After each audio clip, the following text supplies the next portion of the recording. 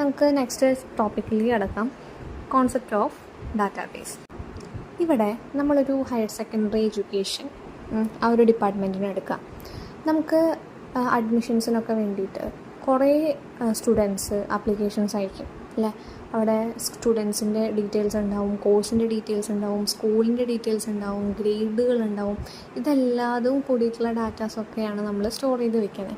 അപ്പോൾ ഇത്തരത്തിലുള്ള ഹയർ സെക്കൻഡറിയുടെ ആ ഒരു ഡിപ്പാർട്ട്മെൻറ്റിലേക്ക് അറ്റ് എ ടൈം ഒരുപാട് സ്റ്റുഡൻസാണ് ആപ്ലിക്കേഷൻസ് അയക്കുക. അപ്പോൾ ഇത്തരത്തിലുള്ള ആപ്ലിക്കേഷൻസ് അവർ ഹാൻഡിൽ ചെയ്യുമ്പോൾ എന്തൊക്കെ കാര്യങ്ങൾ ശ്രദ്ധിക്കാനുണ്ട്? അവിടെ ഡ്യൂപ്ലിക്കേഷൻ വരാതിരിക്കാൻ നോക്കണം അല്ലേ. ഇന്ന സ്റ്റുഡൻസിന് ഇത്തരത്തിലുള്ള സ്കൂളുകൾ മാത്രമാണ് അവൈലബിൾ ആക്കി കൊടുക്കുക. അങ്ങനെയുള്ള കുറേ കാര്യങ്ങൾ അവിടെ നോക്കാനുണ്ട്.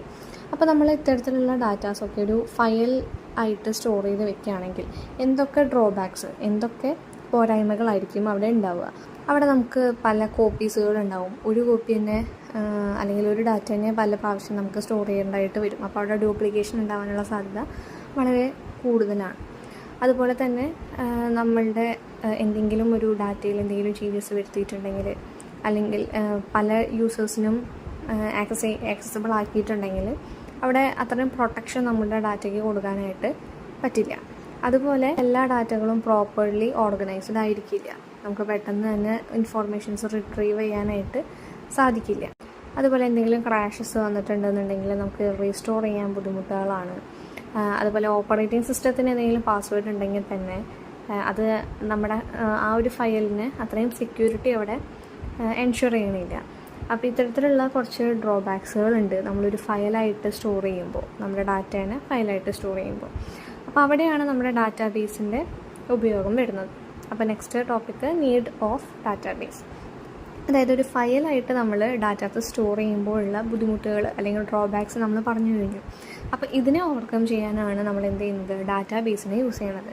ഡാറ്റാബേസിൻ്റെ ഡെഫിനിഷൻ ഇവിടെ കൊടുത്തിട്ടുണ്ട്. Database is an organised collection of inter related data stored together with minimum redundancy in a manner that makes them accessible for multiple applications.